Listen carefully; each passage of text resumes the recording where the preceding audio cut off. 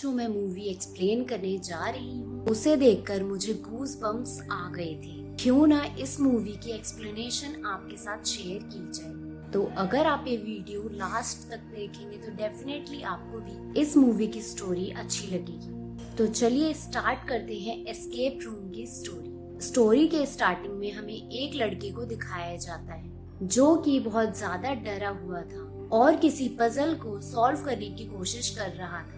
साथ ही उसकी तरफ आ रही एक मूविंग वॉल जिसे वो रोकने की कोशिश कर रहा था, पर वो पजल को सॉल्व नहीं कर पाता और उसकी तरफ आ रही वॉल में वो दब जाता है। फिर इसके बाद हमें 3 दिन पहले का सीन दिखाया जाता है जहाँ पर हम फिजिक्स की स्टूडेंट जोई को क्वांटम पर लेक्चर लेते हुए देखते हैं। जोई एक बहुत इंटेलिजेंट पर शाय नेचर की गर्ल थी। क्लास में क्वेश्चन पूछे जाने पर वो आंसर तो करना चाहती थी पर वो बोलने से डर रही थी। तभी ये चीज जोई के प्रोफेसर नोटिस कर लेते हैं और उसे थैंक्स गिविंग हॉलिडे में अपने डर पर काम करने को कहते हैं। फिर हम मूवी के और भी कैरेक्टर्स को देखते हैं जिसमें था बेन, जो हमें मूवी के स्टार्टिंग में ही दिखाया गया था।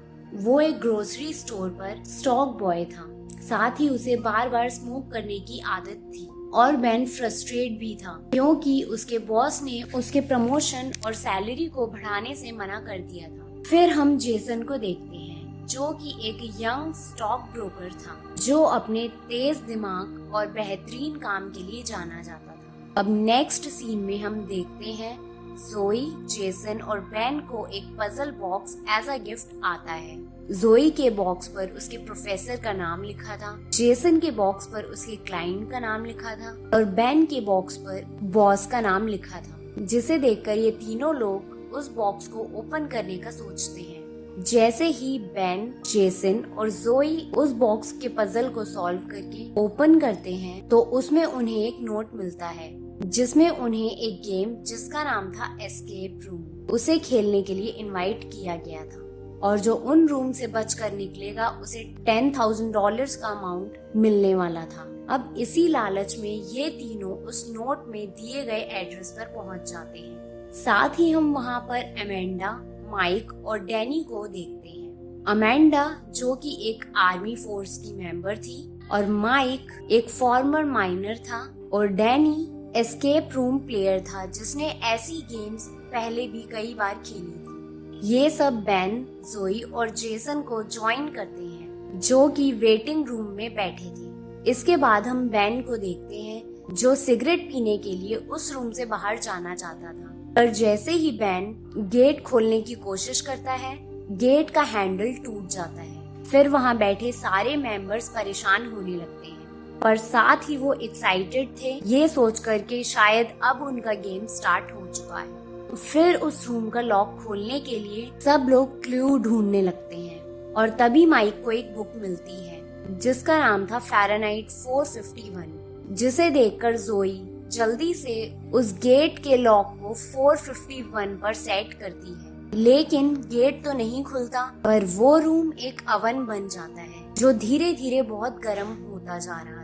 फिर इसके बाद हम सब लोगों को घबराया हुआ देखते हैं पर डैनी इस पर बिलीव नहीं करता कि ये सब सच में हो रहा है। इसकी बजाय वो ये सोचता है कि शायद ये कोई गेम का पार्ट है। तभी जेसन की नजर एक और लॉक पर पड़ती है जिसकी की वो लोग फिर से ढूंढने लगते हैं। फिर उस लॉक को तोड़ने के लिए बेन फायर एक्सटिंग्विशर उठाता है पर वो सिर्फ एक शो पीस था तो बेन उसे फ्लोर पर फेंक देता है और तभी हम देखते हैं कि रूम का टेम्परेचर और भी ज्यादा बढ़ जाता है और तभी जोई नोटिस करती है कि अमेंडा को घबराहट होने लगी है और जोई वाटर कूलर से पानी निकालकर अमेंडा को पिलाती है। तभी वहाँ एक कॉल आता है और कॉल को अटेंड करने के लिए वहाँ पर एक लेडी डमी बैठी हुई थी। फिर उन सबको पता चलता है कि वो सिर्फ एक रिकॉर्डेड कॉल थी जो हर बार सारे मेंबर्स को बस गेम्स के रूल फॉलो करने के लिए बोल रही थी। तभी उन सारे मेंबर्स को समझ आता है कि अब वो सब वहाँ पर फंस चुके हैं। फिर जोई को एक साइन दिखता है जिसमें कोस्टर को यूज करने के बारे में लिखा हुआ था। फिर जैसे ही जोई टेबल के पास जाती है उसे एक बटन दिखता है जिसे प्रेस करने के बाद एक पेंटिंग में मूवमेंट हो रही थी। तब उन सारे मेंबर्स को वहाँ वैसे ही और भी बटन्स दिखते हैं, जिसे प्रेस करे रहने पर वहाँ एक गेट खुल रहा था। पर वो गेट सिर्फ तभी तक खुल रहा था जब तक वो सारे मेंबर्स उन बटन्स को प्रेस करके रख रहे थे। तभी जोई को एक आइडिया आता है और वो पानी से भरे ग्लासेस उन बटन्स पर रख देती है। लेकिन एक लास्ट बटन को प्रेस करने से पहले ही वाटर कूलर में पानी खत्म हो जाता है और बेन अपनी ड्रिंक ग्लास में भरकर रख देता है और तभी वो लॉक्ड गेट खुल जाता है और सभी उस रूम से बाहर जाने में सक्सेसफुल हो जाते हैं। फिर उसके बाद वो सब किसी और रूम में पहुंच जाते हैं। वहां जाकर उन्हें फिर से एक 7 लेटर्स का लॉक दिखाई देता है और फिर उस लॉक को खोलने के लिए सब कुछ न कुछ आइडिया दे रहे थे। तभी बेन को वॉल पर कुछ लेटर्स दिखते हैं जो कि बेन की हिस्ट्री में से कुछ थे और तभी बेन अपने फ्लैशबैक में चला जाता है जहां पर वो अपने फ्रेंड्स के साथ खुद को एक कार ड्राइव करते हुए देखता है।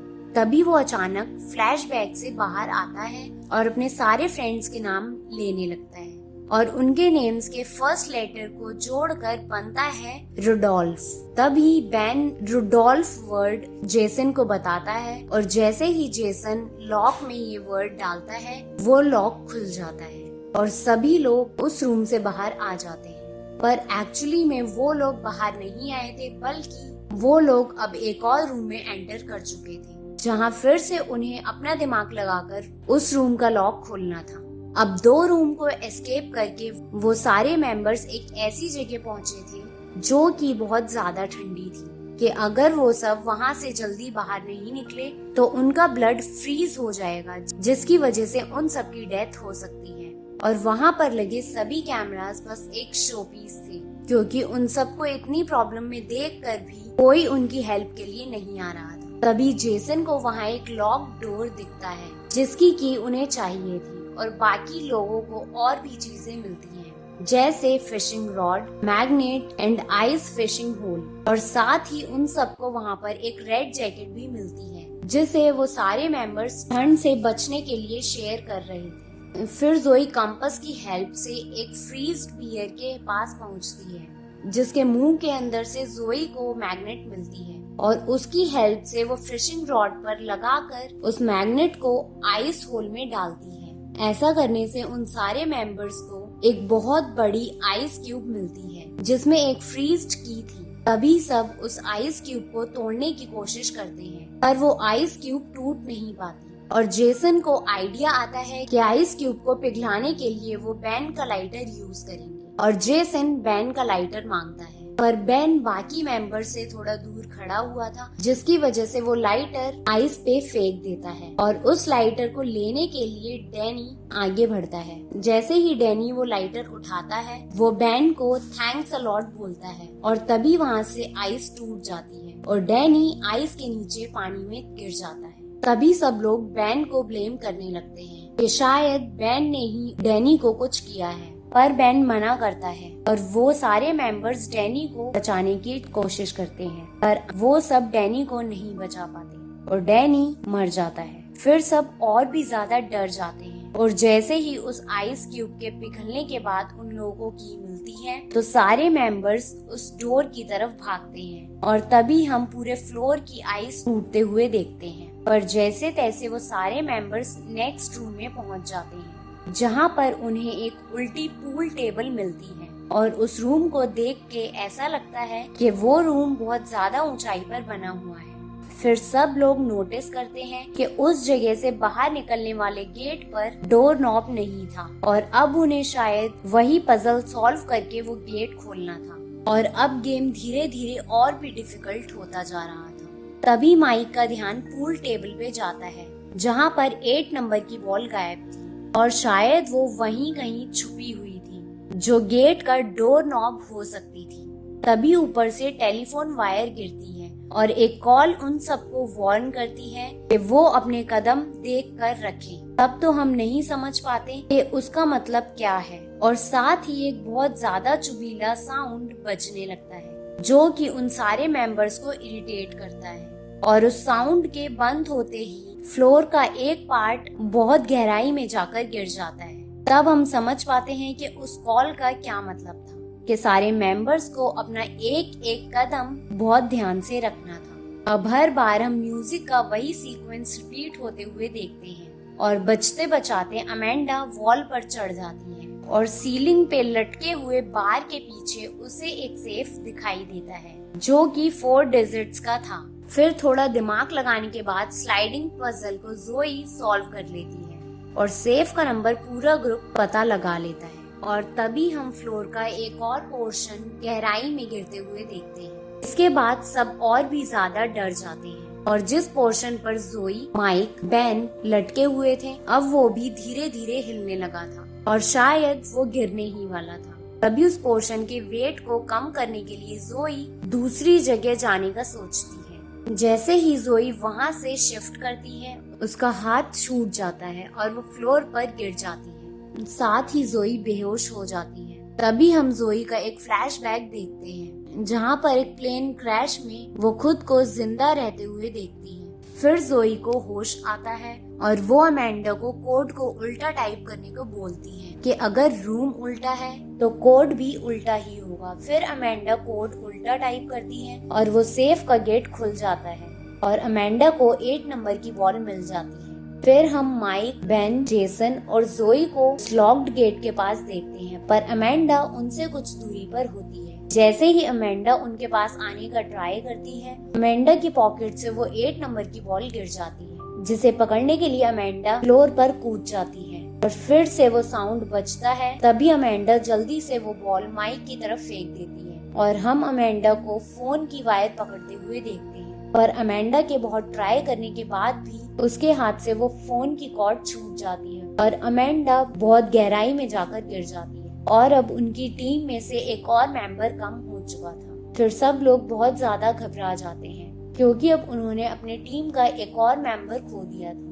अब वो लोग नेक्स्ट रूम में एंटर करते हैं जो कि एक हॉस्पिटल रूम था जिसमें सभी को अपने अपने रूम जैसा बेड दिखाई देता है और उन सबको अपने बेड के नीचे से एक फाइल मिलती है जिसमें उन सब के बारे में कुछ लिखा हुआ था कि वो सब एक सर्वाइवर हैं। जैसे जोई ने एक प्लेन क्रैश को फेस किया था और माइक एक अकेला माइनर सर्वाइवर था। बेन के सारे फ्रेंड्स मारे गए थे जब बेन ड्रिंक करके ड्राइव कर रहा था। जेसन को समुद्र में एक कोस्ट गार्ड ने ढूंढा था और ऐसी ही इंफॉर्मेशंस डैनी और अमेंडा के बारे में भी उनकी फाइल्स में लिखी हुई थी। तब जेसन को समझ आता है कि उनके बारे में गेम मेकर्स को सब कुछ पता था और ये पूरी गेम लोगों की लाइफ्स पर बेस्ड थी। तभी अचानक से एक टीवी चालू होती है जिसमें बताया गया था कि 5 मिनट के अंदर अंदर पूरा रूम पॉइजन गैस से भर जाएगा और वक्त रहते अगर वो लोग उस रूम से बाहर नहीं निकल पाए तो वो सब मारे जाएंगे। फिर बेन, जेसन और माइक को एक EKG मशीन मिलती है जिससे वो एक ऑप्टिमल हार्ट बीट को चेक कर पाए।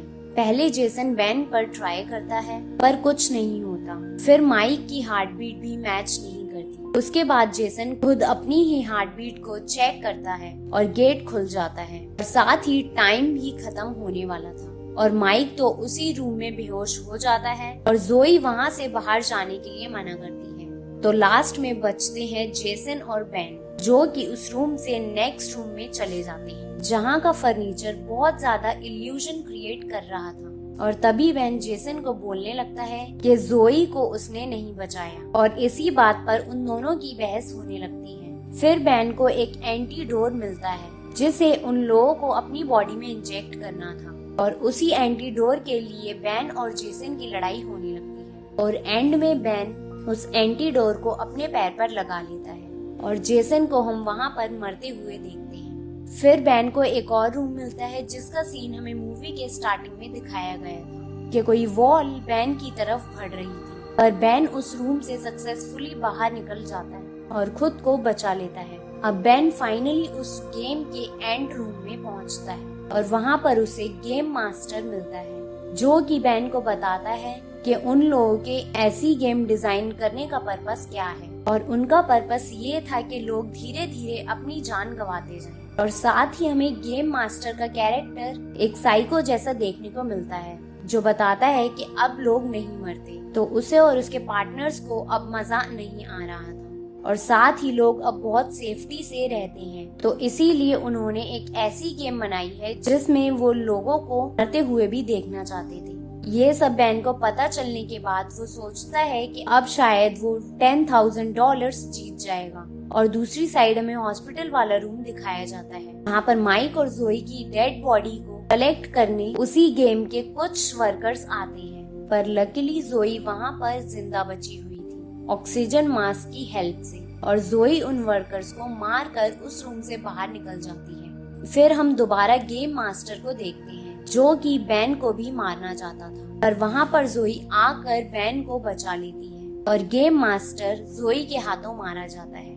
फिर जोई और बैन वहाँ से बाहर निकलकर हॉस्पिटल जाते हैं और उसके बाद वाले सीन में हम पुलिस को जोई के साथ उसी जगह पे जाते हुए देखते हैं। पर ये एक हैरान करने वाली बात थी कि वहाँ जाकर पुलिस को उस गेम के होने के कोई भी एविडेंस नहीं मिलते, पर पुलिस जोई की बात मानने से मना कर देती है और वो इन्वेस्टिगेशन वहीं पर बंद हो जाती है। फिर हमें 6 मंथ्स बाद का सीन दिखाया जाता है जहाँ पर जोई बैन को अपने साथ मीनोस एस्केप गेम जो कि अब न्यूयॉर्क में होने वाला था उसको लोगों के सामने रिवील करने के लिए जाना चाहती थी, और जोई इस काम में बैन को अपने साथ ले जाना चाहती थी। पर बैन ये सुनकर पहले तो मना करता है, पर बाद में वो जोई के साथ जाने के लिए रेडी हो जाता है। दूसरी साइड हम फिर से गेम मेकर्स को देखते हैं जिन्हें हम कहते हुए सुनते हैं कि अब जोई की फ्लाइट इंफॉर्मेशन हैक कर ली गई है और अब फिर से जोई और बैन को वो लोग ट्रैप करने वाले थे, और यहीं पर ये मूवी एंड हो जाती है। तो गाइज ये थी एक बहुत ही सुपर्ब मूवी जिसे आपको एक बार जरूर देखना चाहिए। इस मूवी को देखकर हम फील कर सकते हैं कि लाइफ सच में हमारे लिए कितनी ज्यादा इम्पोर्टेंट है और सरवाइव करने के लिए इस मूवी के कैरेक्टर्स कितनी प्रॉब्लम्स फेस करते हैं। तो अगर आपको इस मूवी की एक्सप्लेनेशन पसंद आई हो तो प्लीज एक लाइक तो बनता है जिससे हमें और अच्छा काम करने के लिए मोटिवेशन मिल सके। और गाइस प्लीज इस चैनल को सब्सक्राइब करना बिल्कुल भी मत भूलिए। तो मिलती हूँ मैं आपसे नेक्स्ट वीडियो में, तब तक के लिए stay safe and enjoy your life.